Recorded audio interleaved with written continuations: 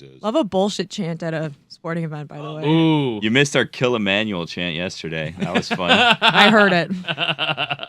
It was a And strange. kill the bats. It was. Strange It Miguel was a segment. really strange chant, and it ended with "kill old people." Yeah, I was gonna say. I it was hope the better than Kill TikTokers Old hear it, People. honestly, and they come for your neck, Billy Gill. Mine?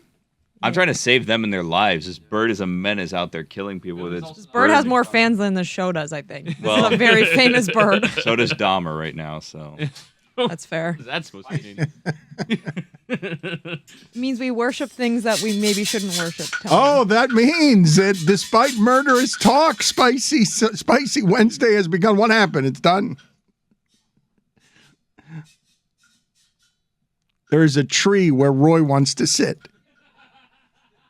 Spicy Wednesday, Dan. And it's Spicy Wednesday. What happens on a Spicy Wednesday brought to you by Bacardi? For those of you who don't have video, there are more and more spicy things being placed in this studio that connote revelry and tropics and fun and music.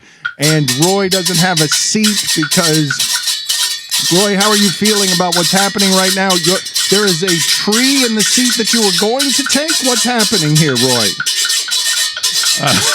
There's way too many things back here, and I need an instrument. Give me an instrument. All right, take this all one. right. He's getting in the mood. all right, Yeah. Roy's spicy AF. There are right Like it, Roy. Spicy and friends, that is. There are peppers everywhere. Those are peppers. Okay, so it's a jovial Wednesday.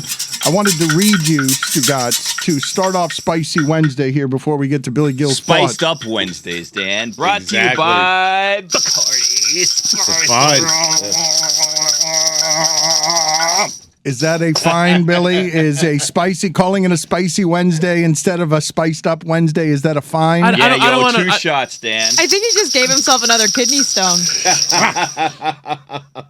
My arm still hurts from throwing the football a couple days ago. Like, this is going to take a while. Slinging the pill. Yeah. Yeah. Are you officially washed? Whoa. Yes. Whoa, what is that supposed to mean? You are talking about securing the perimeter. You were lamenting. I don't secure the perimeter. Dangerous stuff happens out there. I lock the doors and turn off the lights. You were mad at us for lamenting issues that you have had with your physique since you were a high school and college athlete. Division 1. And now you are somebody who does what it is you just did. I don't want to brag, but I feel like I've entered a new phase of my life, and I want to think that I've done so gracefully because, you know, as I'm known to do on Tuesdays, I let the people know, hey, guess what, everybody? Tomorrow, Spiced Up Wednesdays brought to you by Bacardi. And yesterday I put out a little picture of me at a domino table with my Bacardi Spice rum and my Bacardi Spice rum cup. And I was out there in my yard, and I was thinking, I was very pensive in that picture. saw that thinking, photo. what should my next move be in this very real game of dominoes that I'm playing right now on a Tuesday night with definitely 3 other people playing with me and not by myself in a way that I kind of staged in a this staged photo. photo shoot, yeah. Definitely not that. What should You my next definitely move knew- be, I was thinking. You're definitely like those old people at Domino Park that know that the next person's playing the 4-3. Yeah, I knew what the imaginary people I was playing against had and didn't have. And So I'm I was jealous ready of to that put skill. down a... It's- Really? It's one of my favorite. It's like, just memory. I know, but there's something specific about the memory where it's like you know that because the person who went before you played the 6-2, that they all they could have is the 6-1 and the 6-0, and so like it's like card counting and dominoes. Well, you're is just counting what's on the extraordinary. table, but Right. it's not extraordinary. It's just what the numbers are. No, on it the is table. though. It's It like is- playing Scrabble and knowing that there's already been a Z, right? Yeah. Yeah, but there's something specific about like the aggressive. If you play against someone in dominoes who knows what they're doing, where it's like, play the 4-3, I dare you, and it's like, oh shit, that's all I have. How did you know that? Yeah. And I have not. I could never evolve myself as a dominoes player to get to that stage. Well, good news, everyone. Great news. I don't know. Oh, Tony says great news. I don't even know if we have the same news. It might be the same news. We had a meeting yesterday, and I don't know if you guys are aware. This Moss is coming up soon. Tickets Yeah. will go on sale at some point before it, so look out for that. When is it? Well, Domino's is me. I don't know if I'm allowed to say it, but I'm going to say it. Domino's may be back for this one. Wow. And yesterday we had kind of like a thing of who wants to play in this tournament. and your boy's going to be back. I will be back playing this year, and Tony will be playing as well. We won't be a team because we hate each other, but we'll both be playing, so you might be playing against us. Whittingham, have you ever played against a team that knows what it's doing, where Yes. they both know you have the 4 and the 3? Yes, I have. I used to play regularly at Miami Dolphins tailgates. I learned as a wee lad I learned in the crucible of the Hard Rock Stadium parking lot. How are you bad then? Well, because I was young. You I was seem so experienced. I was though. I was too young. I was like 13 years old trying to figure this out against old men. Right. And I was a grandmaster. No, I never learned what the actual thing was. But maybe by this domino tournament from us, Miami, I'm gonna have to learn the ways of the card counting. No, it's too late. If you don't know by now, you're not going to know by December. Yeah, you're Don't not doubt going to me. pick up dominoes in 2 Don't months. doubt me. Get out of here. I'm gonna go to Domino Park and figure this thing out. They're going to laugh you out of Domino Park. Andy Garcia and his friends are going to be there hustling you left and right. You're going to leave there without a car and without a shirt, that fancy shirt that you have on today. Anyways, the point of me telling you about the domino picture was this. You guys were saying that I'm washed, as you put it, which is extremely disrespectful, but said that I'm washed and that my body is falling apart or whatever it is that you said. And I'll have you know, Dan and company and friends, if you will, when I put up that picture, 2 different people commented on that picture. Zaddy. Wow. Zaddy. Yeah, I mean, I think I'm too young for that. You so are. maybe I'm just like a phenom zaddy. You know what I mean? Like I've just reached peak dad bod like at a young You're age. Steven Strasburg coming up to the majors. I'm the Potential. Strasburg of zaddies, but also I feel like I'm gonna flame out very quickly. Like this phase, if it is in actuality a phase, will last maybe a year, and then I'll be like just like fat and old. How old do you have to be when someone can call you a zaddy and you feel good about it? Because you are a bit young to be called a zaddy. You are. 50. 50? I feel like 50. Okay. Midlife. You have to be in midlife. Well, Billy's still a young man. so I shouldn't be. You could be a daddy, but I feel like zaddy's Well, like what age do you older. go from Zaddy to Silver Fox? Like, what's Steve Carell? That's a purely just a hair thing, though, Dan. Silver Fox is gray hair. Zaddy, but there's something after a Zaddy, is there not? Because you Grand made, zaddy. Gilf. I think that Billy has made the Zaddy too young, and I think you've made him too old, but you're probably more qualified here than I am. I don't know anything about Zaddy. So we're gonna have to do like the evolutionary chart of aging well, like from. Well, I'm not sure if that's an insult or a compliment to Billy. I thought he looked very Cuban. Compliment. He looked very nice, I thought, but he's feeling like they're calling you an old man? No, I mean I'll take it. If you come up to me on the streets or anywhere and you say, you know what, you're a good-looking 50-year-old man, I'll take it. I'll just take the good-looking part of Like it. You right know what I now? mean? Like, Yeah. Right Right now, now, if someone they're said like- you look like you're 50. How they'd old be like, are you, Dan, Billy? you're a good-looking 50-year-old man. I'd be like, hey, thanks. How old person. are you? Me? Yeah. 48. Put it on the poll, please, Billy, at LeBatard Show. Is it a compliment if you're 35 years old and someone says you're a good-looking 50-year-old man? I want to ask all of you a couple of questions here. One of them is involving quarterback play, and I know Billy's got to have some opinions on Skip Schumacher.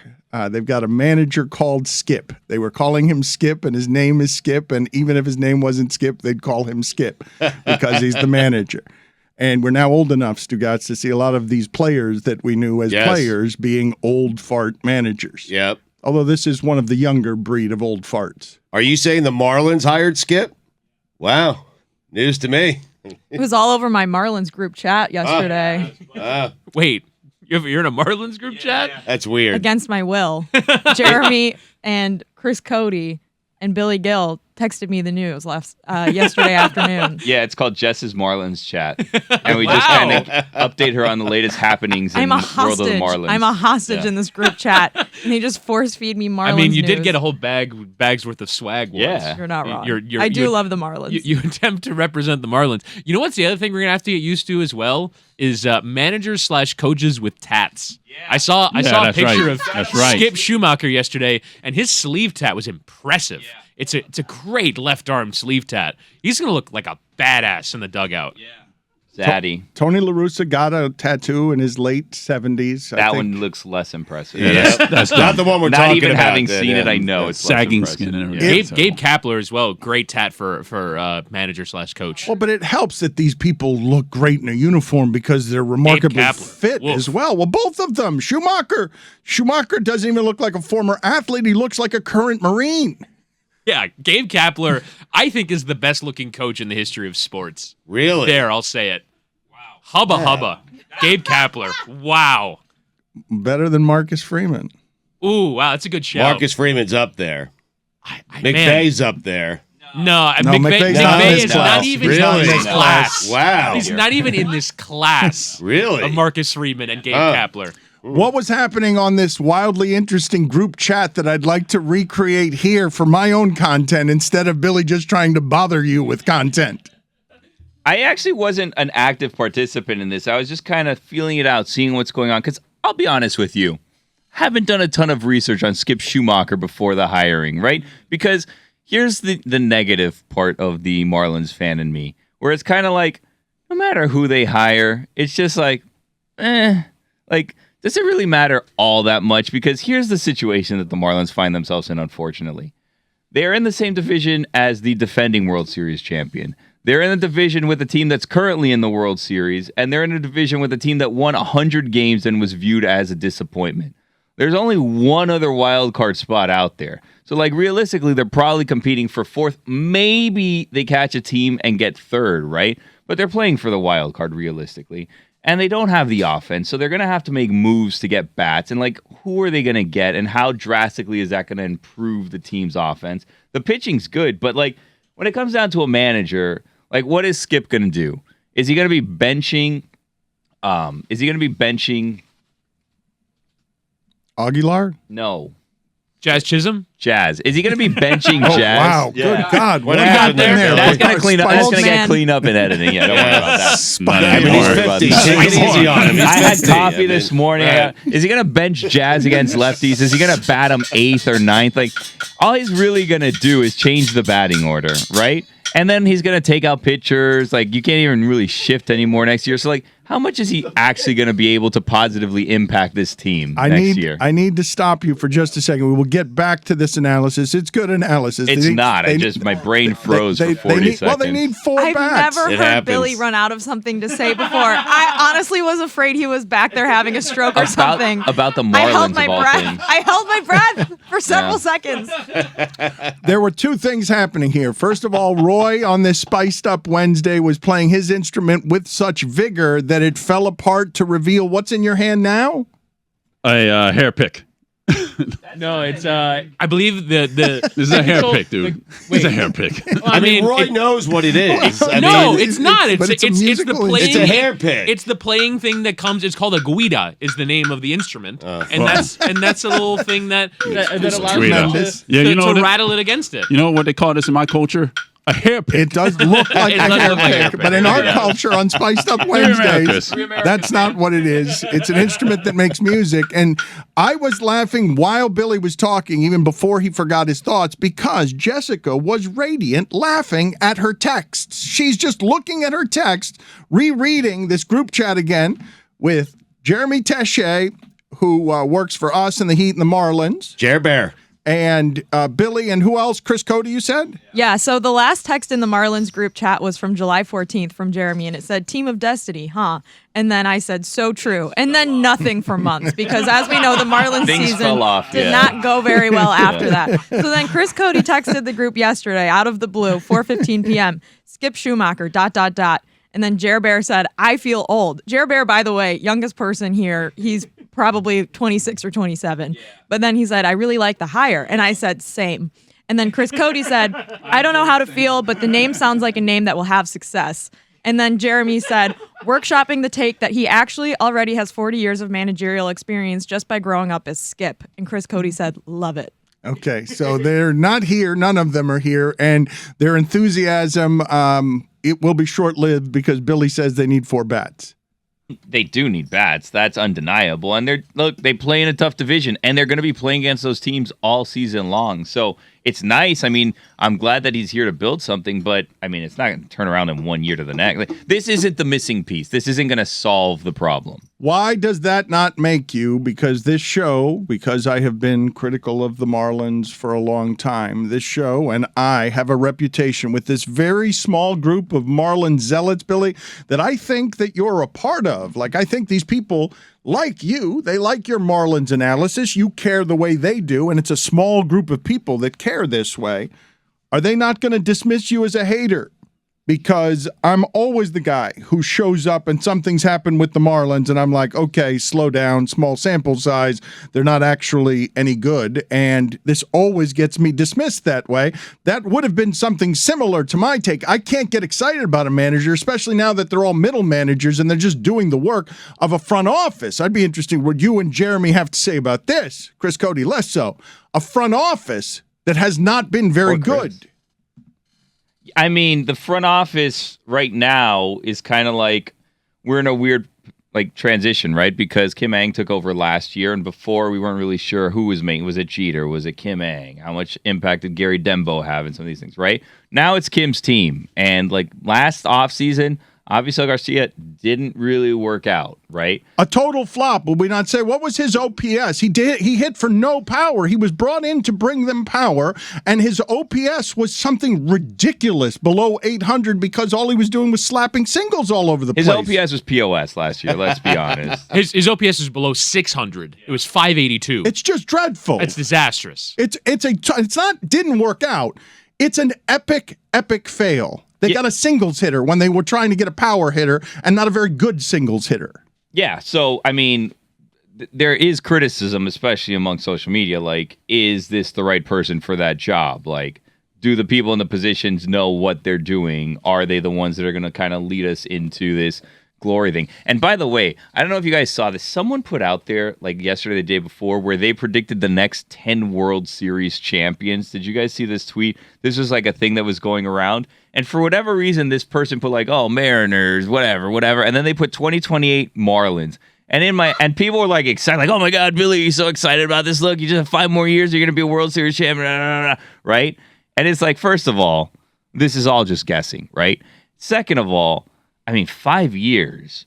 Is the pitching still going to be here? Like, because that's the strong suit right now is the pitching. Like, are you still going to have this pitching intact? Is there going to be injuries? Are you going to be able to afford them? Like, you don't have the. I don't know what you could see right now where you're like 5 years from now, this is all going to work out. Because their problem is they can't develop any hitting, and that's the problem with the minor leagues also. And that's why you kind of have changed things down there because they can't teach hitting, they can't develop hitters, and they can't bring anyone up that can hit right now. The most depressing thing you said in all of that is the strength of the division, because all those teams are better than you and they have a lot more money than you. And that seems then your only choice is to be smarter than everybody, because you've got to be better at evaluating players than the other. The Mets don't have to be good at evaluating players. They could just get somebody's other great player and pay him a bunch of money. And make mistakes, yeah. But I'm saying they can make mistakes and then go get another one. The only thing the thing that's frustrating to me, and I said to David Sampson, I at least appreciated that your Marlins had something of an identity. It was one that I hated, but at least it was something. Whereas, like, I don't know what the Marlins are trying to be.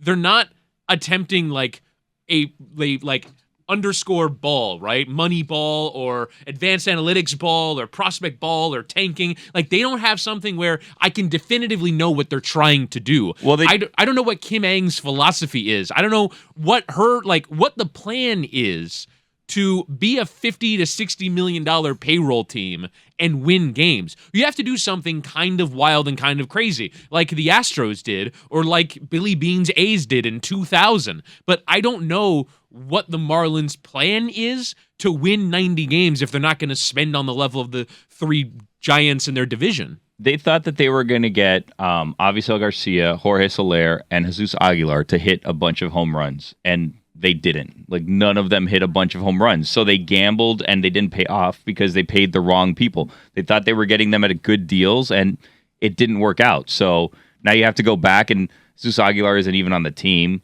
What are Soler and Avisail Garcia going to do? Like, who knows? But you're kind of stuck with Avisail, at least for the next couple of years. Sounds like you just want better branding, Whitty. You want them to be able to explain who they are and what the team is going to do. Yeah. You want some sort of cute little hashtag. Not a hashtag, but like I want like, fan graphs to write a 4,000 word article about what the Marlins' big plan is. Why?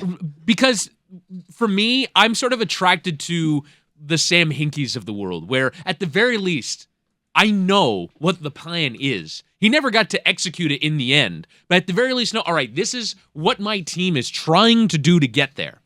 And we've seen other South Florida, I think the Florida Panthers have embarked on something that has been really interesting over the course of time, where I know definitively what they're trying to do. I know what the Heat try to do. In some respects, the Dolphins had a longer-term plan to blow the thing up, start again with a new quarterback, and I think their very good roster now is the fruits of them tanking for a year and rebuilding. I don't know what the Marlins are trying to be, other than a team that exists. I don't know what their logo is, what their uniforms are, how they're positioning themselves as a baseball team. They just exist. I mean, so you want a bullshit artist at the top just feeding you stuff that might not work, is what you're saying. Like, you will feel better if you have someone just giving you bluster and lying to you, saying this is what we're going to do in 3 years, even if it never comes true. I want the articulation of a plan. Like, I as far as I can tell, I don't know what the Marlins' plan is. What can you do? What are the Marlins trying to do? I mean, they're trying to compete in a division where they're fourth best right now, right? They're trying to do it with pitching and with discounted bats, and the discounted bats haven't worked out. Well, you're very gentle with the haven't worked out, and they haven't worked out. But you're being very gentle with Avisel Garcia. He was a disaster. I mean, you can make the argument that they went out and their big addition, missing piece, spend money on a free agent. This is the splash. Was the worst player in baseball. Oh, I mean, they had MLB Network had a thing where they were doing MVPs and LVPs for some reason, which it seemed odd from the league's official channel. LVP, I love that. Naming people LVPs, and they named him LVP. They named him the least valuable player in baseball last year, which seems unnecessarily cruel. He knows he had a horrible season. Why do you need to do that? Got some hardware, though. I mean, yeah. Like the baseball Razzies. That was their big acquisition. Do you hold it against them? And where do you place your trust in management when Ron Cox writes, "My biggest regret as someone who has written critically of ownership was ever believing what Derek Jeter claimed to be doing with the Marlins. He hired friends, refused to acknowledge mistakes, and was not suited for the job. His legacy has to be broken." You speak of bullshit artists. He was out there telling me every couple of weeks when he got in front of the microphones that his desire to win was going to rub off on this team, and the plan of the team was to win now when he was here. That's what he said, and look at the disrepair that he left. Do you agree with Ron Cox? I don't know who Ron Cox is, but is it disrespectful? I don't know if Ron Cox is Do you need to know who he is to agree with him? Ronnie Cox weird that we named Ronnie Cox. Everyone knows. Here's the thing with the Jeter regime, right? And I was critical from the very beginning, just because I did not buy the idea that just because someone could win as a shortstop for the Yankees meant that they were going to carry over success into the front office and run a baseball team successfully just based on the rah-rah, right? I do believe, and this is a strange thing, I think he tried. I don't think that he was intentionally misleading people. I don't think that he was out here trying to steal money from people and trying to, just play games with the fans and mislead them and make these promises that he had no intention of delivering on, which I felt from the previous regime, which is why towards the end I'm look, they're trying, they're doing these things, they just aren't very good at this. And why would he be, by the way? That's the thing about Jeter. Why would anyone expect that Jeter would come in with absolutely no experience and know how to successfully run a franchise? Did people expect him to put some of his winning special Jeter sauce all over? Yeah, but I mean, that's they expected magic to happen. Why? No, that happened with the Lakers, and you saw how that worked out. JT Riddle, too. Realistically, the Miami Marlins needed to have extraordinary minor league scouts and nail these trades, which they didn't, and nail their draft picks, which so far they haven't. And they do not have a position player other than Jazz Chisholm that is going to elevate. They need 4 or 5 more Jazz Chisholms to be in this conversation. And right now, they would have to be young players, and they haven't gotten any of their other major trades right. So I don't know what their route is to being that team because they've got to do it via young players. It's their only way. And the going price now is the contract that you gave Stanton, which was ridiculous, is now not such an absurd contract. You're chasing Bryce Harper. It's a bargain. Who is paid more than that and was told by his owner the other day that they've underpaid him. What you need to happen for the Marlins, right, is you need to, as you're saying, you need to hit on all these young players, and then they need to develop very quickly, and then they need to bring them up, or you're going to miss this bubble of pitching that they're in right now.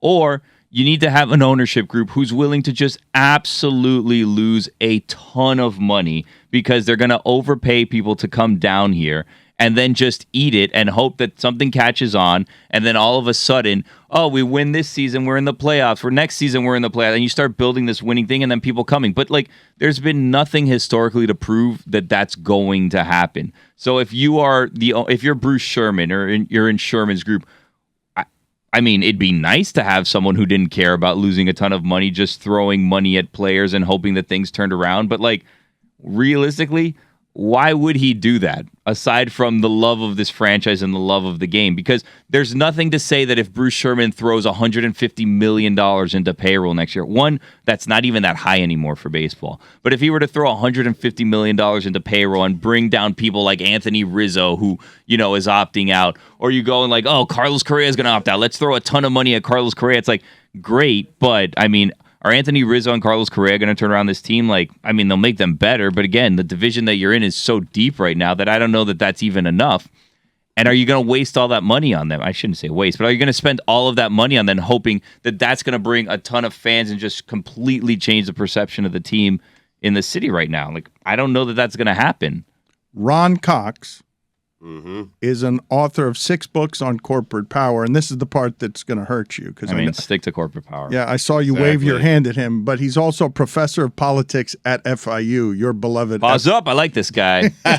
Ronnie. Foxy. You're going to like this stat I'm going to give you, and I'm wondering how shocking this is as someone who has also been viewed as a Tua hater, because I was very, very adamant about sitting this out for the last several years, just saying I can't evaluate this quarterback based on the pieces that are around him. But Stugotz, I want to read to you in ascending order the yardage per pass attempt leaders and quarterbacks in the NFL when you measure big plays or throwing the ball downfield, your average per pass attempt. Okay.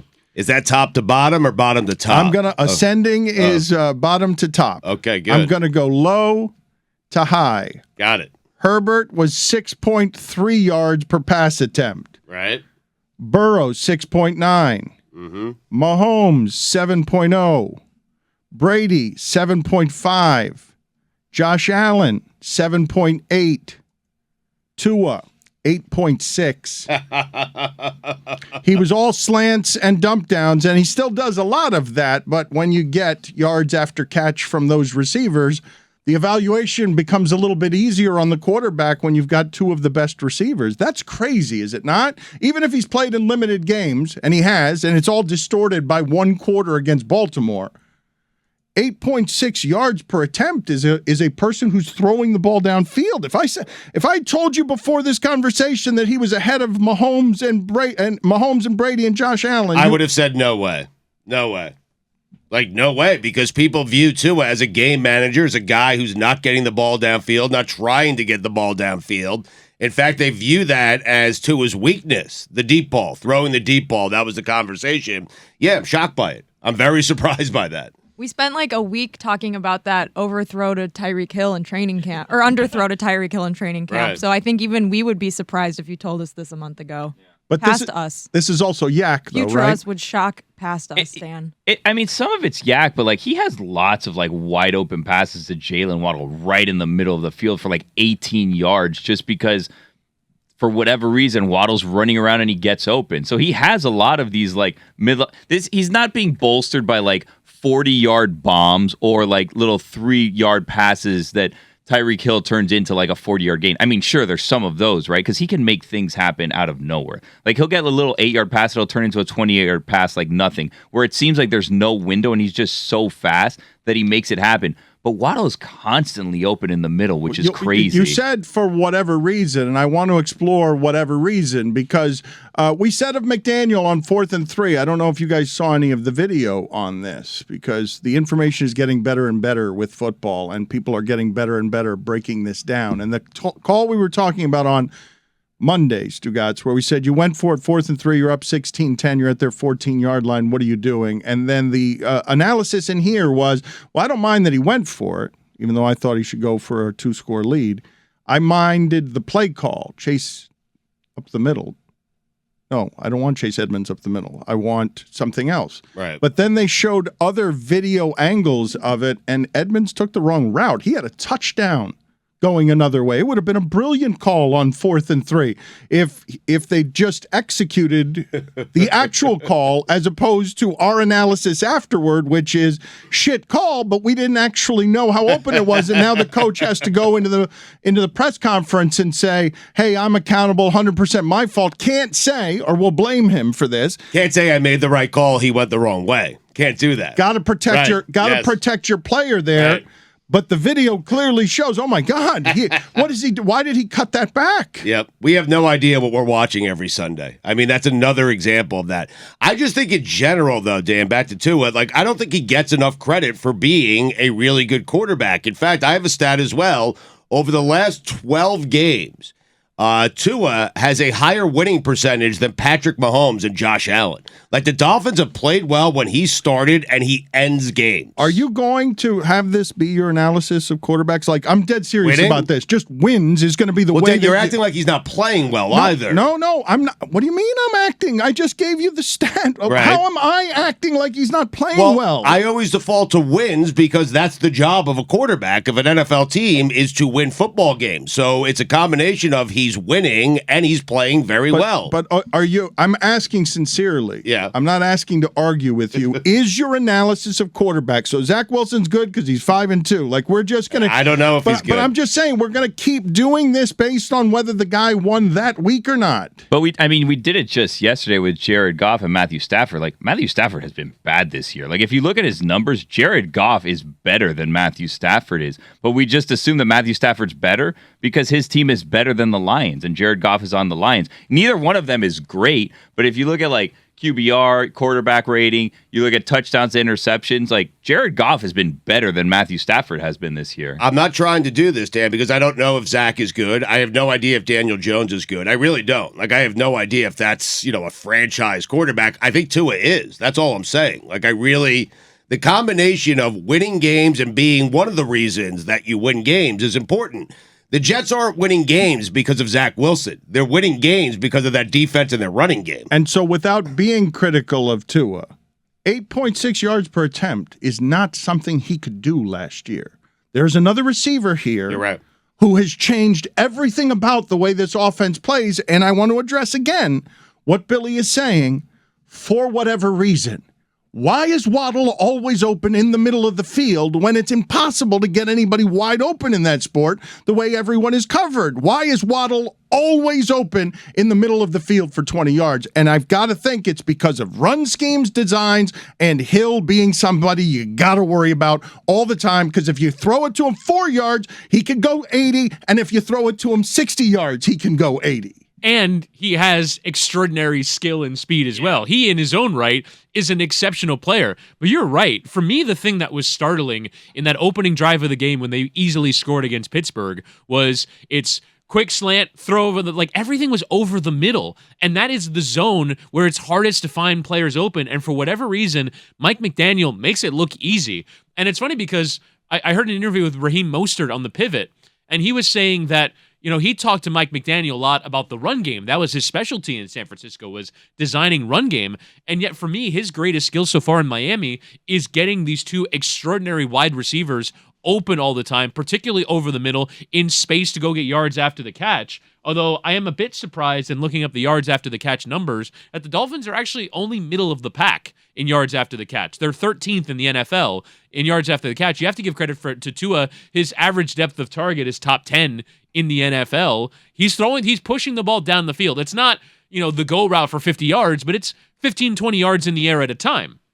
Dan, one of the other things, too, is the Dolphins last year were one of the worst teams in receiver separation. And when you have two guys that are just clearly faster than everybody else that's on the field, you have separation of windows of yards instead of feet, right? All of a sudden, they were trying to throw Devontae Parker, who's one of the worst separation wide receivers in the league, like literally ranked dead last. Now you start having Tyreek Hill, who just makes a 2-yard slant move, and he's open within 15 yards of defenders because there's just nobody there.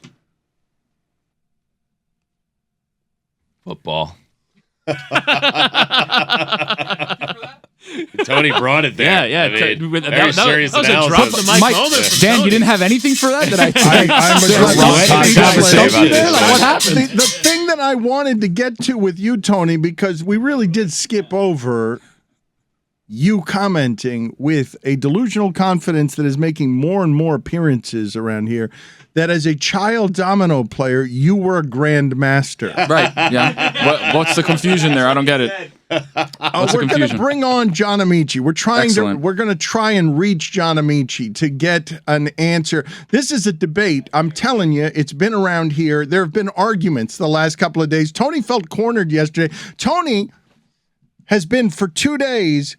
He's like a guy with a torch trying to keep a bunch of snakes at bay. Indiana Jones. Just swinging I'm a like torch. Indiana Jones when I fell in the tomb and all of a sudden all these vipers around me and I have to like flail the torch around and like get you. No, you're creating your own adversity by No, I'm creating, not creating more any and more adversity. absurd I'm not- scenarios that you're claiming you would win. Jess, you weren't here. You don't know what happened. You know what? And I'm gonna have to start flailing my torch at you two. As a person Okay. who still thinks Hey, he yo, can my hit bad. as a person who still thinks he can hit a 3 in an NBA game, I feel bad. I should be supporting Tony more when he says these crazy things, because there was a time where I believed what Tony believes. And so, Tony, I'm sorry. Oh no, I know I can hit a 3 in an NBA game. You That's do. different. No, yeah, I do. I still can. Yeah. I was just going to say that I will say this. After all the pushback that I gave Tony, I did come to him after and I said, you know what, if you ever played John Amaechi, you know I want you to win, right? Like, I would be rooting for you the Thank whole you, time. Billy. But then you come and you Privately, say, I though. know for a fact I'd hit a 3, and I'm like, okay. Like, Then you're rooting for Meech again. Yeah, Yeah, You're right. telling me just- okay, we're not gonna do Just this again. calladito te ves más bonito. You No, know what I papi, mean? Like, la cosa es que- mira, hold on, stop. calladito, zip it up a little Thank bit, you, and then Roy. people will be like, wow, this guy, I feel bad for him. No, I don't want people to feel bad for me. That's not my game. I was going to say, and I will say this, that yesterday, this has been going on for 24 hours now, and yesterday, It's been going on since as long as Tony's been here. well, in some forms, yes, and so this is the thing I want to talk to you about, is his delusional confidence and where it's making an appearance all over the place, because I was introduced to it yesterday when he put a forearm in my lower back and demanded that I jealous. try and back him down in the low post.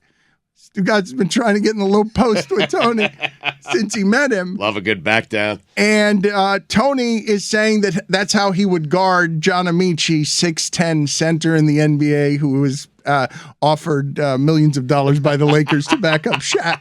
You know the thing about Tony, and you missed this one, Dan, because this happened after you left, but ice skating came up as a topic, right? And Chris Cote, what do you mean, this is crazy?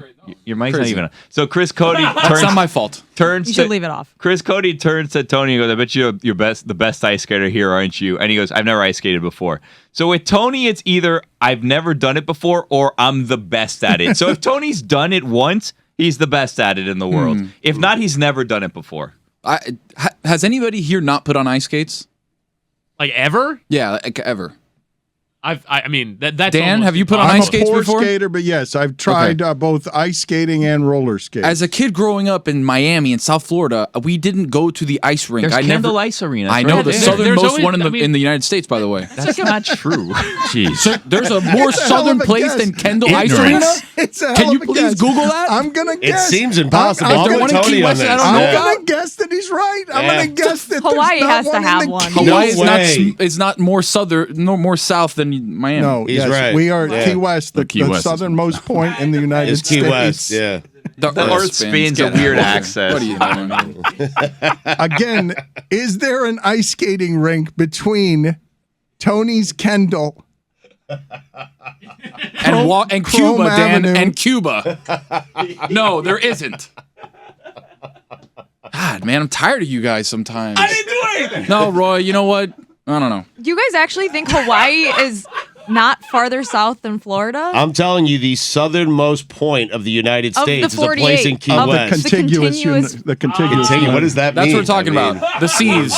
United Yeah. States. I mean, Do you want to choose Hawaii? It sort of ruins our game. I'm sure that there are ice skating rinks somewhere in Hawaii. Let me ask you Checking it something, out. and I know that I'm going to get criticism. While the Earth's spinning on its axis, right? You know, because the Earth has an axis and it's not exactly like straight. You're not spinning in a circle. So, like, if it's going one way, where like the top of like Florida's at the top of the world, right? Then wouldn't Alaska then become the southernmost part of the United States at that point in time because it's spinning Billy, around? no. Just for a so moment. Florida's right at the right. top is the northernmost, and then the southernmost would be Alaska in that instance, would it You not? think the Earth spins like a bowling ball? Like it doesn't.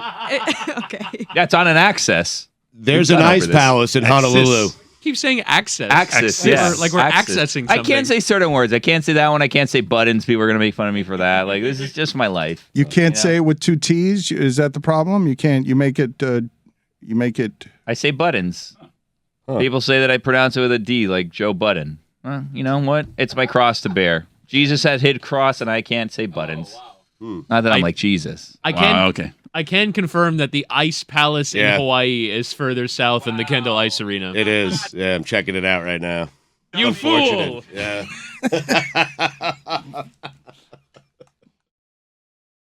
Billy, what are you laughing at? It's just Tony's an idiot. No, that's not Wow. fair. That's not fair. Let me No laughing rephrase at that. that. That's not Let me- fair. I don't want to say idiot. He's a bit of a clown. Like Also not fair. Across the hall, he's been saying this now for this isn't even the first time he's said it. He believes that he could be John Amaechi in basketball, and we all think that that is absurd. I don't think in Tony's defense, I don't think it's absurd. I just think that it depends on the cardiovascular shape of John Amaechi. If he's like regularly in the gym, running, staying in good shape, Tony, I'm sorry, you've got no hope. But if maybe he doesn't touch a basketball very often, maybe he doesn't do a ton of running, then maybe you've got a chance. No. It's all dependent on if John Amaechi's in good shape. But you need to see his strategy and how he thinks he's going to beat him, how he thinks he's going to play defense against John Amaechi with one elbow on his back. Like, that's going to do absolutely anything at all. Amaechi back Billy. down Shaq. Okay, are you guys done? Yeah. Go ahead, Tony. Okay, Make your case. let's Yeah. no, it's not a case. It's what's gonna happen, right? So the What's going to happen? Okay. Dan, listen. You have listen. Meach flying over the pond to play you a little one-on-one? I mean, He's in Miami. He was in Miami not too long ago, Why right? didn't you play? Yeah.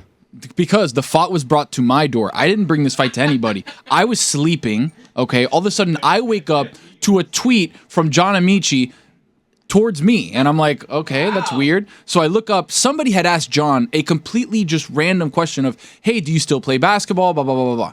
John says, "No, I don't."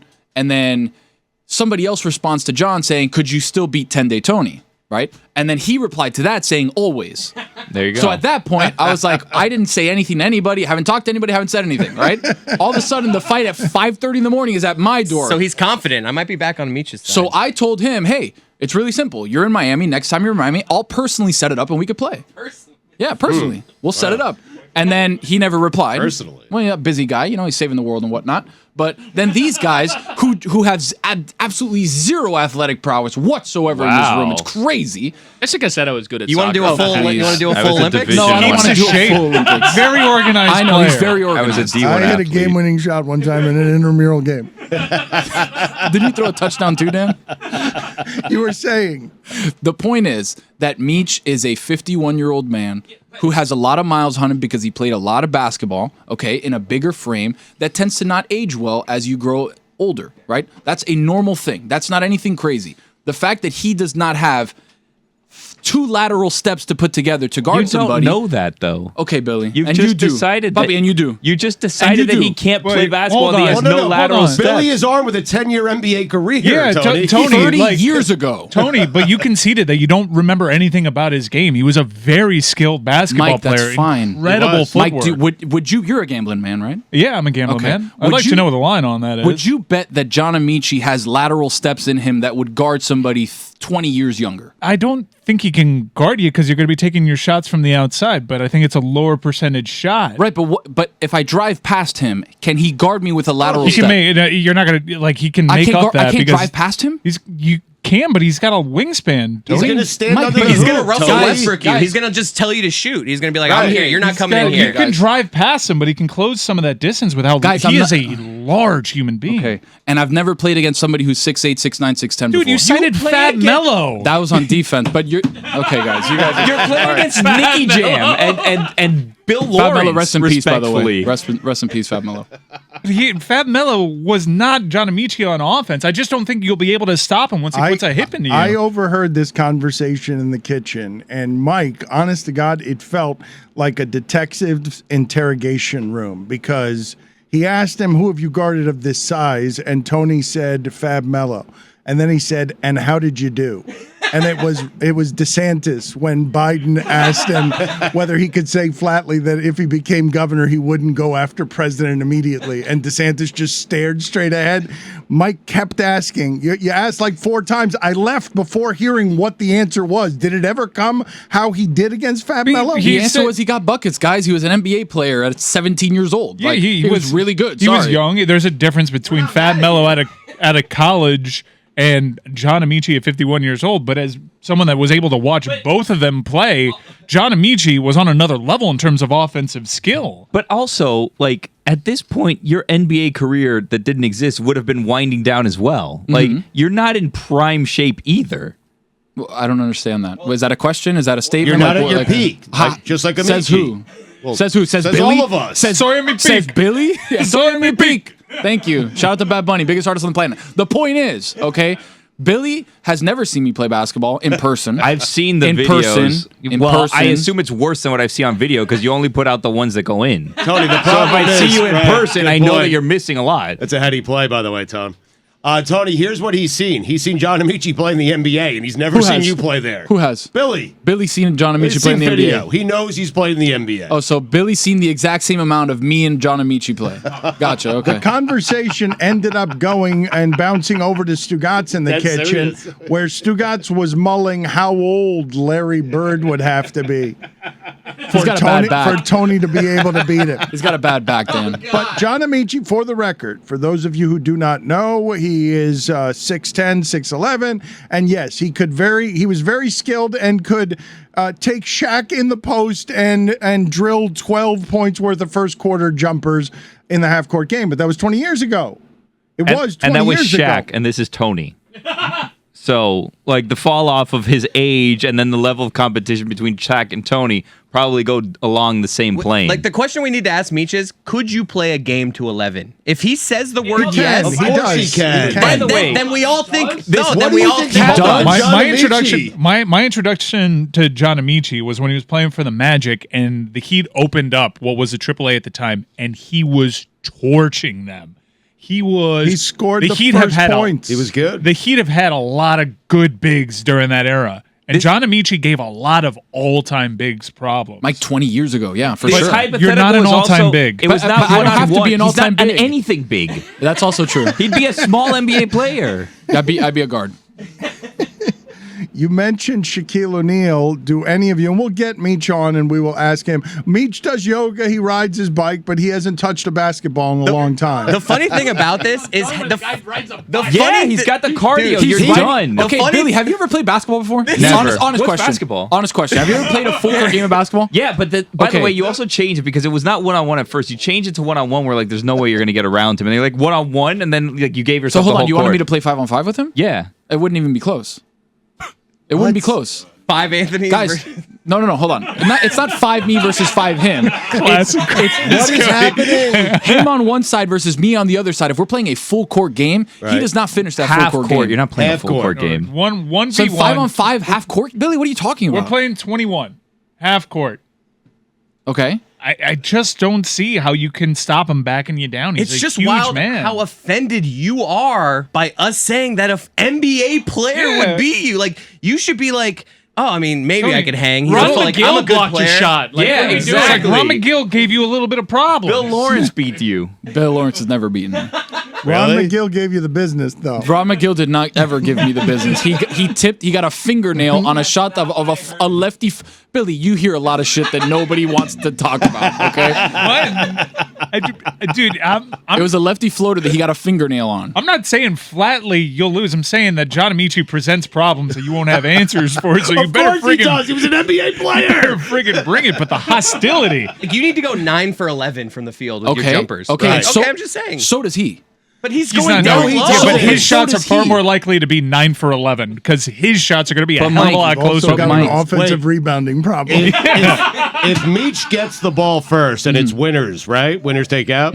So he scores, he gets the ball again. That could get Right. ugly. Does Tony ever get the ball? That could get ugly. So Stu, you got you to 11 for 11, backing me Tony, down he's like gonna Elijah back- Wan. He's 6'10". you got to And? rope a dope him. You got to tire him out. Do a lot of stuff on the You don't perimeter. think I pulled the chair on a big man before? You think pull he's the just gonna chair. sit? You think he's gonna sit there and fucking back me down, and I'm not gonna do anything about it? So you have Amaechi being fooled by the pulling of the chair. Dan, he hasn't played in 25 years. Okay, so Be right The to guy's Mike. saving the So world. he was trying to back you down in the low post. Again, You hit him with an Olay, all of a sudden he's on the floor. Ah, the Olay. Jesus Christ, guys. Mike Austin tried the Olay. I want to be clear on something.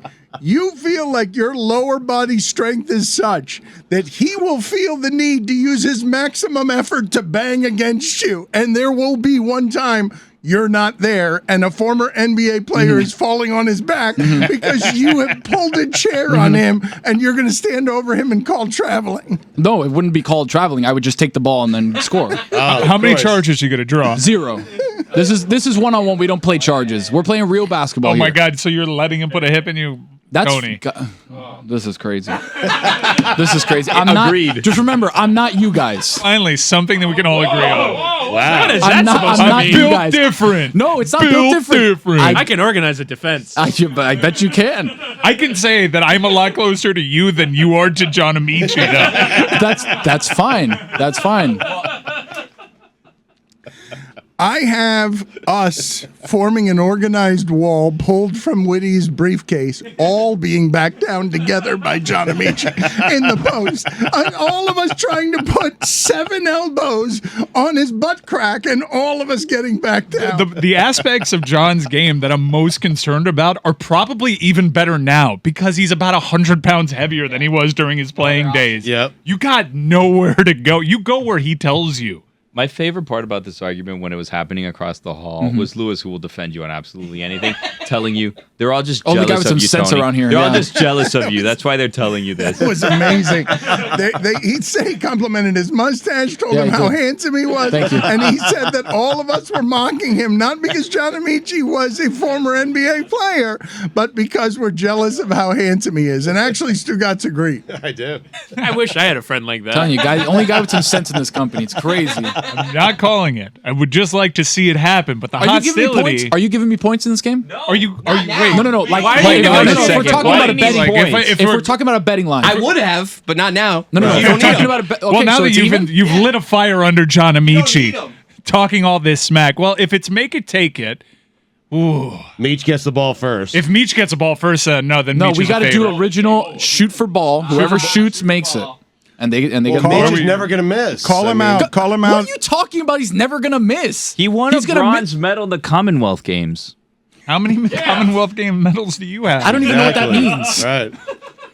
Like Larry, Virginia? Bird, I don't Larry know. Bird is 65 years old. He is 65. How You're stuck old on do I this have Larry to make? Bird thing. How old do I have to make Larry Bird before you would say Tony has a chance against Larry Bird?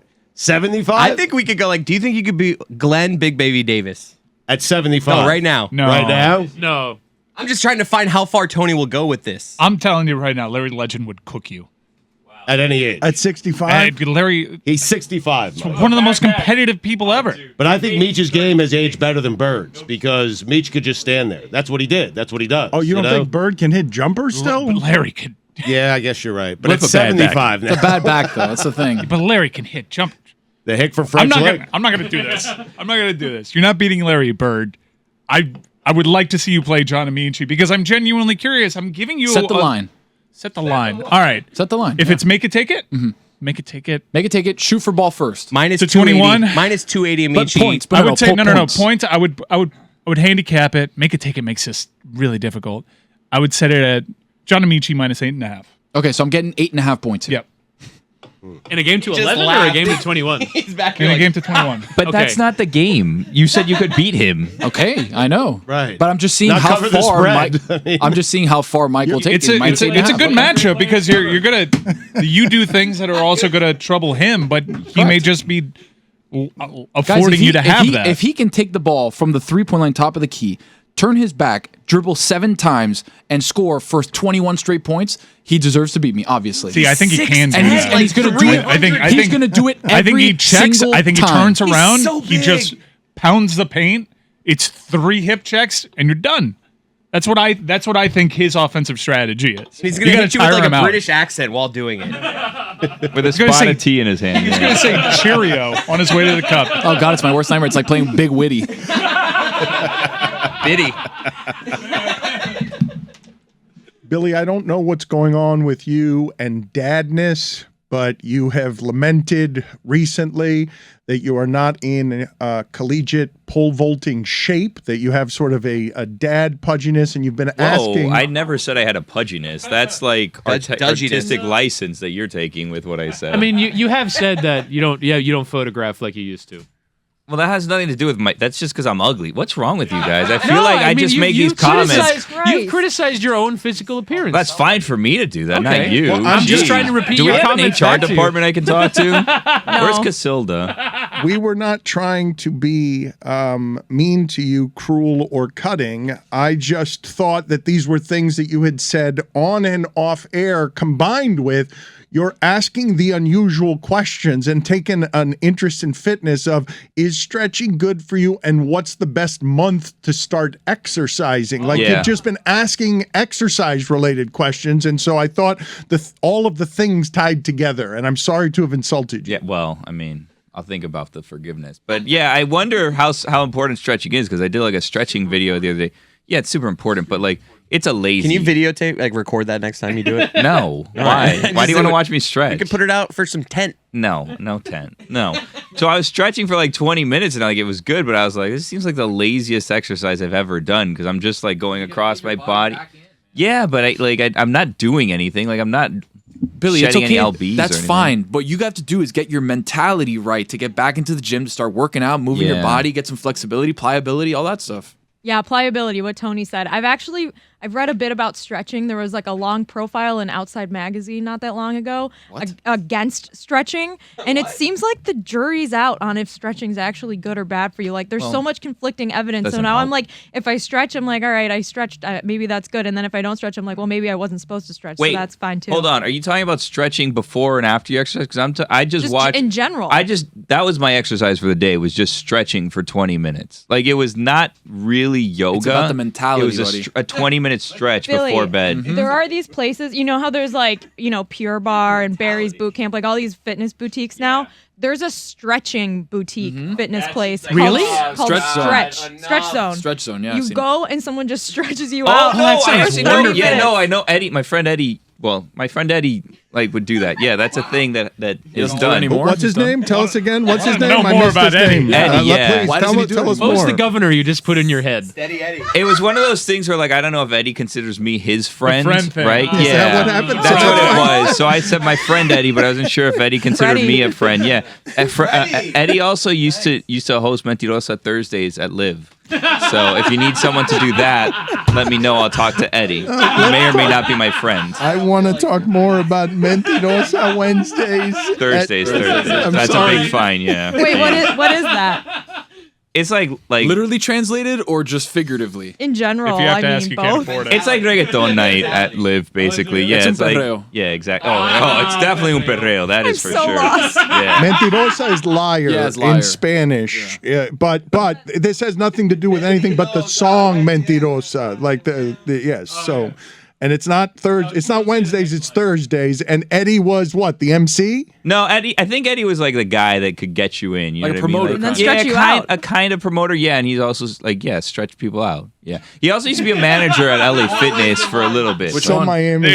A couple different ones. Does he also sell insurance? The pharmacist and the DJ. He's an insurance adjuster. I don't ask that many questions of Eddie. You know what I mean? Licensed Hey, real what's up? Personal That's it. injury attorney also. There was a time that he had silver hair. It was like a thing. Yeah. Eddie's been killing it here with us having a lucrative real estate market too. He's got a realty license, even though it may not be legitimate. So tell us, now that we've gone through Eddie, because Jessica's right. Stretching over the last 10 years, there have been a number of articles written. Have we gotten this wrong all along? But I can't imagine that having someone stretch you, and keep in mind, I do this a lot. It is a service. It's the laziest possible exercise. Like if stretching is not, if those 20 minutes aren't lazy enough for you, Especially being stretched. Being stretched is I did the work. I did the work. Like being stretched feels like it's like the things that you put on that just kind of like vibrate and then it like gives you abs or like it gives you like a butt or whatever. Like that seems like cheating to me. You know? Oh, Chris just put his leg over his head. I was telling Tony off air. I was like, I'm sneaky flexible. I believe it. Can you put your foot behind your? No, I can't go. Try. I can like Go. You're Help so him. close. Help him. Can Go you put lift your a little foot more. behind your I don't want to. What if I get stuck? No. Chris Cote is putting his foot That's a risk near I'm willing his to take, ear. Chris. Camera, cut to me. Here we go. All right, let's be careful there. Yes. Yo, help him out. Where's that? That's it. It's so high up. It looks like He's someone right else's there. leg. It's actually Eddie. You'll have that over your head in a Yeah, week. take your shoe out. The shoe is getting in the way. Come on, Wait, let's do Whitty. it. All right, guys, let's cut for a second. Whitty, lay on the ground and put your head behind. You're so close. You're so close. Now try the other one. The right's the more flexible one. Really? We Yeah. need Whitty to get his leg behind your head and pretend that it's your leg. Like switch shoes and Hey, yo. I pants. see where you're at. I know where you're See going. what I'm saying? It is a fairly Trick of the amazing camera. Yeah, fellas, stretch each other out. It's called both your practical legs. effects. Give me both your legs, Woody. Theater of the mind. That looked like someone else's leg. I'm jealous. I can't even get it like waist level. That's crazy. Chris is sneaky everything. Sneaky athletic, sneaky flexible. At a certain point, the sneaky thing becomes an insult, though. At the point in which you say sneaky. Stugotz is also sneaky everything. So stretching's an exercise, huh? Because like the video said, like this is really important. This is great that you're doing this today, and I'm like, I mean, 20 minutes of stretching doesn't really feel like I'm doing anything, you know? You guys ever been to physical therapy and they like give you all these exercises and it's supposed to be hard, like you're like building muscle back, like you're trying to fix an injury and like you have to go through like some painful things to like build it back up, right? Tony, I know you've done this because you've torn your menisci several times, but at the end of physical therapy they always are like, all right, like we'll stretch you out, and that's the best part. You just lay there and you're like, oh my god, just literally do the one when you lay and they pull your leg back. And it's like, it's worth every penny. I'm never going to do these exercises. I'm never going to do the actual hard stuff, but you just go and they stretch. When you get the stretch, ice, and electrocution combo, like the 1, 2, 3, oh my God. And then they put the hot towel on your back or on your foot or whatever. There was one time where I had an ankle injury and I had to go to physical therapy. And they're like, look, what we're going to do today is we're going to take marbles and put them on the floor. And you've got to put your toes and grab the marbles and then put them across the towel. Yeah, I in a would cup. crush that. No, but when your ankle's the size of a watermelon, you Yeah, can't do it's it. hard. It's That's easy the when your feet are fully But like functioning. right now, I could crush that. Well, let's do that. Let's have you crush that. I'm afraid. Don't do Not that. for That's camera. no, No. that's not something that No, should be feet videoed. stay in shoes Yeah, here. exactly. Oh, because of perverts can't be trusted on the that's right. internet. Piano. Yeah, That's you got it. Okay, great. Billy, Hey. Jamal Mashburn, and I don't know why all athletes don't do this. He used to pay somebody $150,000 or $200,000 a year to just travel with him, a professional stretcher outside of the team, so that at any time he wanted to be stretched or needed to be stretched, that person would come over and help him do it. Do you That think he sounds- regrets that now? Like thinking back, like Jamal Mashburn's like, I did that for like 5 years. I wasted $1 million he- on someone just stretching me. I could have used that now. He owns 56 franchises of everything. Yes, he's wildly Of what? wealthy. He's got like a Papa John's everything. and things Huh. like a bunch of he fast food spent chains. his money very well. I guess yes. not then. Why are you asking about what's the right month to start exercising? Have you yet started, or you haven't started yet? Well, as you know, I did stretch for 20 minutes the other day, so I guess that technically counts. But I am wondering, like, what the best month is to start, right? Because January is when everybody does it, so you don't want to start in January. Like, I don't want to.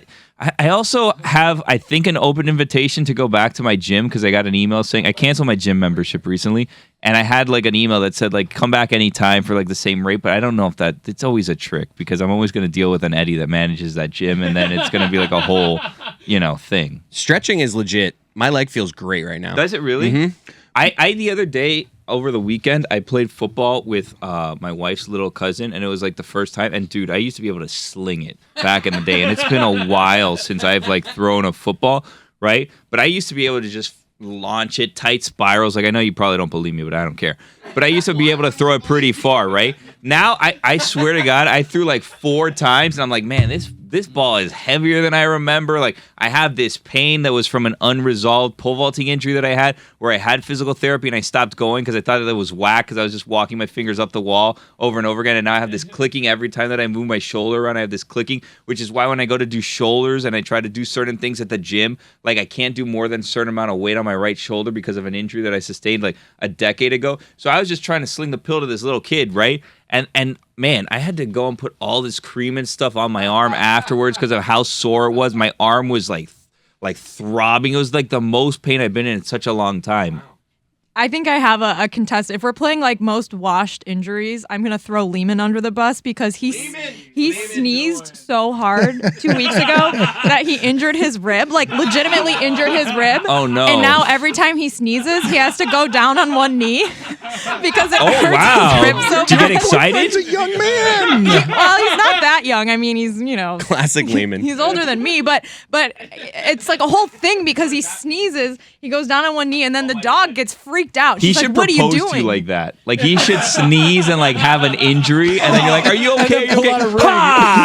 No, he goes down on one knee, and I'm like, "Oh my God, he's gonna propose," and he's like, "No, I'm just sneezing." Maybe he's setting it up for in a few weeks. Yes. You know? Maybe What he are you didn't guys get talking about? What? Yeah. LA. Billy, what a terrible idea by you to propose while you didn't even hear what she was saying about what happens with the dog when he falls to a knee. The dog thinks it's playtime now, correct? It's a whole thing, Dan. And it's just because he's washed now, It's a washed injury.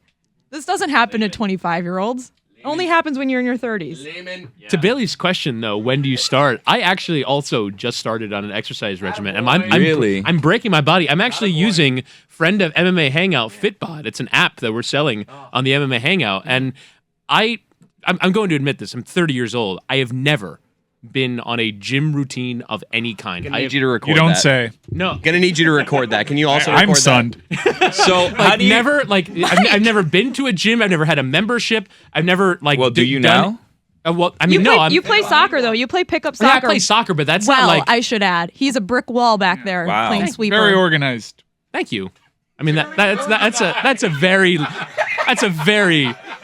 backhanded compliment. I was being honest. You were I don't being know what nice. Mike's Sneaky doing. organized. Sneaky, or I mean, okay. Organized. Plays within himself. Makes a smart play. Will you just please focus on Jessica saying you play soccer well instead of being hurt by Mike Ryan's backhanded No, compliment? why would anyone focus on the compliment instead of the criticism? Who does that? Exactly I compliment him all the time. Big yak. When I'm team captain, he's like a top 3 pick for me because I know what I get with Chris Whittingham. Wow. I've got you yelling at your other of defenders. 5. Like, let's keep a He does. line. Yes, he's like, hey, what's our shape? Hey, what's our shape? What are we doing? What's our shape? It's a lot of too many forward. Too many forward. Yes. Get back! Always. And I'm usually the one who's not back because I'm out of breath. My chest is like heaving and my lungs burn because I'm washed too. Yeah. So how do you use the Fitbod app? Because like I've dabbled and I know that you could use it like at home, or you can use. And I don't mean for this to be a commercial, but like you could take it to the gym and it can tell you what to do at the gym, which That's exactly what I'm doing. So you go to the gym and you do what it tells you to do. So thankfully, I live in an apartment building that is largely comprised of old people, and so the gym is empty. So because my fear is doing gym things around other people because I don't know what I'm doing. I'm like I go to the app app. The app has like a video. I watch the video a second time. I do it in the mirror. I probably do it wrong. God, I would pay to watch this. I had the same fear, but that's only because people pulled knives out at my gym. If you saw only in Dade, there was a guy that just pulled out an entire kitchen knife that wasn't retractable. Like it was just like in it. Yeah, dude was checking out his girl, and he pulled out a kitchen knife Inside the gym? Yeah, inside the gym At Kendall? Yeah, the Kendall LA Fitness, the one that I go to, and everybody around there was just like, it must be Tuesday. there's Only in Dade. old kitchen knife Keith. Eddie stretches people there on Tuesday. It wasn't that LA Fitness that he was the manager. Yeah. Put it on the poll, please, at LeBatard Show. Are you surprised that Whitty lives with a lot of old people? That's the ideal situation, though, right? Like, especially if you want to use amenities, like they're not going to use. There are a lot of benefits. Yeah. Also, I mean, really, it's a snowbird building. I live with a lot of Canadians, so during during the summer, it's fantastic. There's nobody around. But now is around the time. I know when the Montreal Canadiens play because there's about 50 people that emerge from the building with sweaters on. Wow. Pablo Torre in New York lives in a building with a lot of old people, and I loved being there. It was so nice. It was so peaceful, so very peaceful, and taken care of. Those old people had learned over the course of life not to be as bad with their property as people who are less old. Living in a building with a lot of kids is the worst, though, right? Oh. There's strollers everywhere. Unless you crying. have kids, unless you have kids, then you have kids to play with, and you form a community, right? Isn't that how that? And then all of a sudden, your life totally changes, where you're the dad or the mom who has a bunch of friends who have kids, right? Isn't that how that works? Aren't those the only friends accrued in adulthood? Well, honestly, when Lehman and I got a dog, we started making a ton of new friends. Yeah. People come because lived in New York City and now Miami. People don't just like walk up to you and say hi if you don't have a dog. No. But if you have a dog and they have a dog, then you walk up to each other and you introduce each other. Yeah. You talk about your dogs and how old they are, where they came from. It's just like kids. It's so annoying. Conversations with parents about their kids. It's just I'm not listening to you talk. You're talking about what time you put your kid to bed. I'm waiting for you to stop talking so I can tell you what time I put my kid to bed. It's just like, oh, this is how you feed your kid? I'm going to wait till you're done talking, and I'm going to tell you how I feed my kid. It's so mind-numbing. I always am making fun of my wife when she's in one of these conversations. I just will walk away. Let me ask you guys a question, because you are talking about becoming friends with like dog owners and parents, right?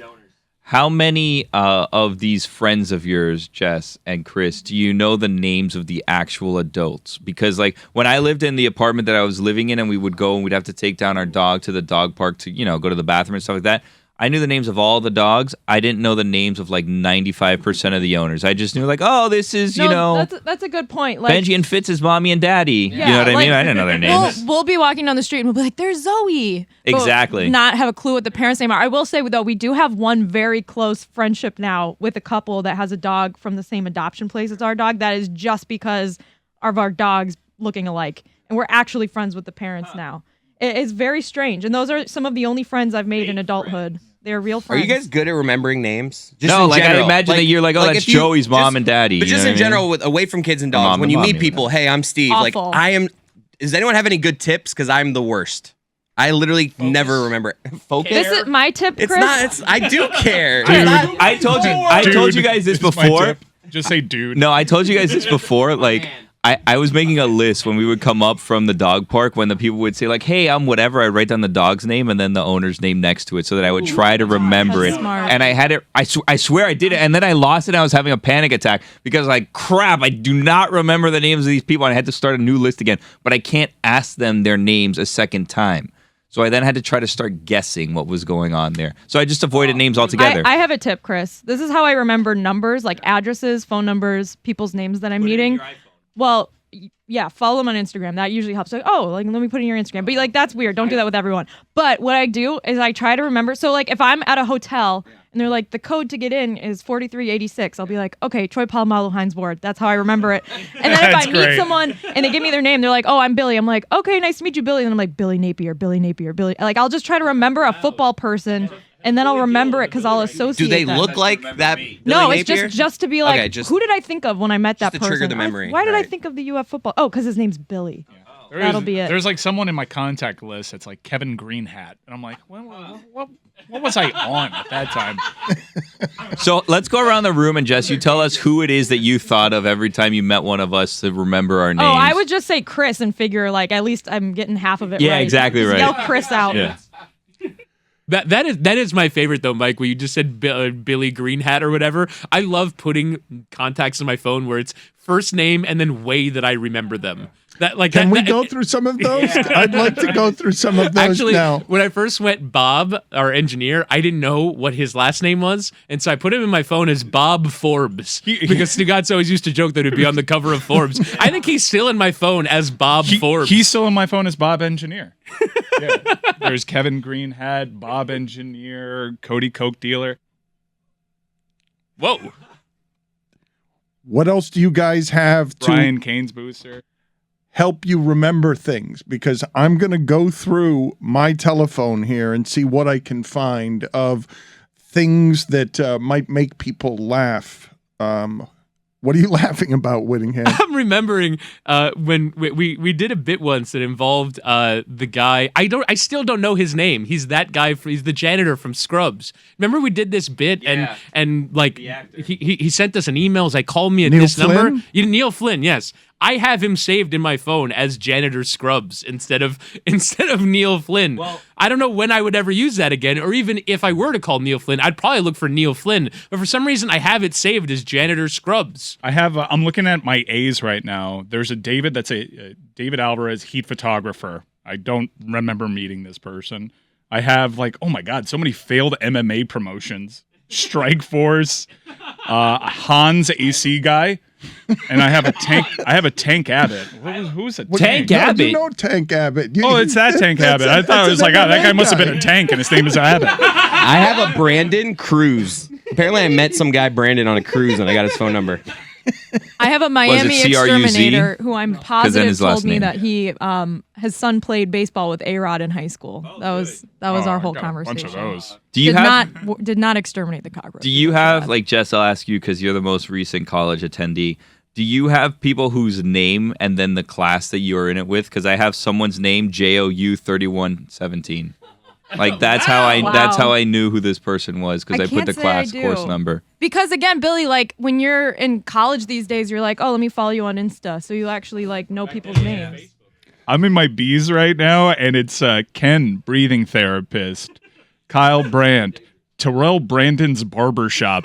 Why do I have Terrell Brandon's barbershop in my contact list? I have a question for everyone who's been on in a bridal party or bachelorette party or something recently. Jer Bear, this applies to you too. When you're texting that big group, all the bridesmaids, there's 16 people in the group, and you know 2 of them, and then the rest are all numbers. Do you add those numbers to your contacts, or do you just leave it and say, I don't give a shit as long as we make it through the wedding? We're fine. I don't need to remember who these people are. You guys would have laughed at how I asked for. So I joined a groomsman chat recently. I'm in a friend's wedding in March. Jer Bear? And no, somebody else. Oh. And so somebody said, "Hey, here's the groomsman chat. Here's everyone." And the first response to the chat was me going, "Everyone here, declare yourselves." I actually used the verb declare. You said What that? are you, Homeland I did. Security? Oh, that's horrible. Yeah, I said declare yourself so that I can save everyone's number in my phone so that it's not just a series of 954 numbers clogging up my chat. No, you need to pretend you know who everyone is and then try to figure it out slowly but surely. Or just ask Josh Appel, whose numbers are these? So many dead people on my phone. It's ridiculous. Why do I have Raja Bell's number? Dude, I saw him a couple weeks ago. I'm in D's right now, and there's a Danny Poker right next to a Cleon Dascalis Ray Bork. It's just I guess that's Ray Bork's guy. God. Guillermo, put it on the poll, please. Do you have dead people in your phone contacts? And is there any reason, Billy, that you shouted, I saw Raja Bell a couple of weeks ago? Well, it just seemed like, we were talking about Raja. I didn't think that, Where'd you see him? I saw him at FAU homecoming. It was quite an affair at FAU homecoming. It was very nice, and they were very hospitable to me and my family. It was very, very nice. They won, didn't they? No, they lost homecoming, but all the big guns were out there. Well, they Raja beat Bell was Charlotte. down there. They did. They won by And then Charlotte's head coach got fired, so you're a coach killer team now. Yeah. 3 and 4. It's a very different 3 and 4 feeling than UM's 3 and 4 feeling because it's a rebuild. There's a new athletic director, Scott Carr. There's a new head coach. And, I don't think that there were super high expectations for this season, but things are turning around. It was a fun time. I talked to DJ M. down on the field. I walked around for a little bit. Billy, you are an FIU celebrity. Pause up. What? You're an FIU celebrity, correct? I don't like to think so. Well, when you say the hosts were very nice, they weren't nice to you just because every fan gets treated with white gloves. Well, I mean, okay, so I went there earlier in the day because it was supposed to be a whiteout, so I went to the bookstore to get white FIU gear. But there wasn't a lot of white FIU gear that I liked, so I ended up getting a blue shirt. And it didn't seem to really matter anyways because the team was wearing blue that day when they were supposed to have a whiteout, which seemed like we got our kind of paths crossed on that for some reason. I didn't understand what was going on there. But I got a comfy shirt, and then when I was there, I saw one of their reporters that they had. I met him. He tweeted out that I was there. So I was like, hey, it was nice to meet you, whatever. And then, someone reached out and was like, hey, if you're going to go to the game, let us know. Whatever, right? So I went and I bought tickets. It was me, my dad, and my wife, and I took my daughter for the first time to an FIU game. It was a great experience. She was running around having a ball. She had her FIU onesie on. And then I met someone in the athletic department. They took me out on the field for a little bit on the sideline, but I said, I'm here with my family, though. I'm going to be here a little bit. I talked to their basketball coach, Chris Ballard, who was there. I talked to some of their assistant coaches. I talked to M-Dot. I met Scott Carr, the AD. Very hospitable, very nice. Fun time had by all. By the way, they have a Friday night game. If anyone wants to go to the game this Friday night, you could see FIU play Friday night football. Legitimate celebrity is where we've gotten. No. I've seen articles written about you. Don't do this. I'm just a guy that likes the Golden Panthers that are now just the Panthers. You are a Golden Panther. He's a Golden Cane.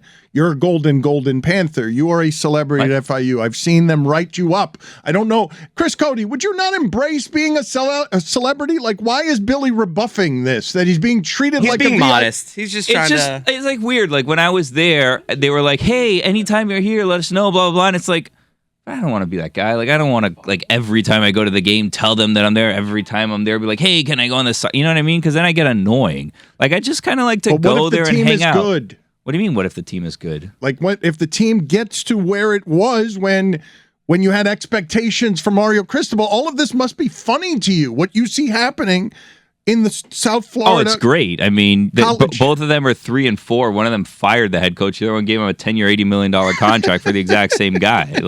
It's kind of funny. It usually doesn't work where FIU fires someone and they go to UM. It's the other way around. Butch Davis ends up at FIU towards the end of his career after he left UM. So it's kind of funny. But I mean, there's not great expectations. They've had good crowds this year, somewhat good crowds, student.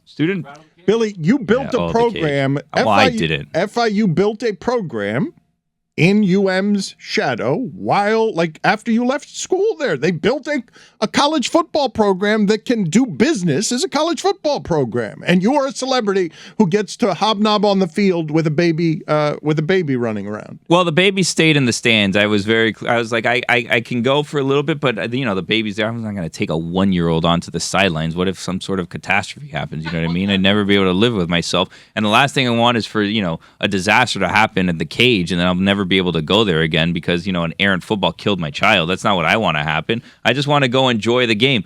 But, the student attendance at games has gone up, which is great. I haven't seen it that high in a long time. Now, the rest of the attendance is, it's, getting there. It could be a little bit better, but, they're not the team in town. It would be great if they had a better record while UM was having a down year, but they're also rebuilding. So where do they play, Billy? Is it near you? The Cage, yeah. They play in Westchester. They have an on-campus stadium, yeah, right next to the Cuban Memorial, which is an 800-foot tall Cuban flag, yeah, which is honoring all the Cubans that tried to get here and disappeared or died on their way here in the ocean. I think Juju Gotti wins the game. By the way, he said that Whitty is in his phone book as Cole Hans.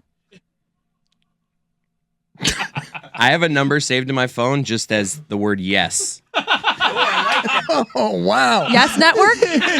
I don't know. It's a 954 number. I want to follow that wherever it takes us. I'm texting that one all the time. I also have a contact that's fucking, but that was because Allison told us the trick, because fuck is always capitalized, or it autocorrects to duck. If you have a contact in your phone book of as fucking, it won't do the autocorrect to ducking.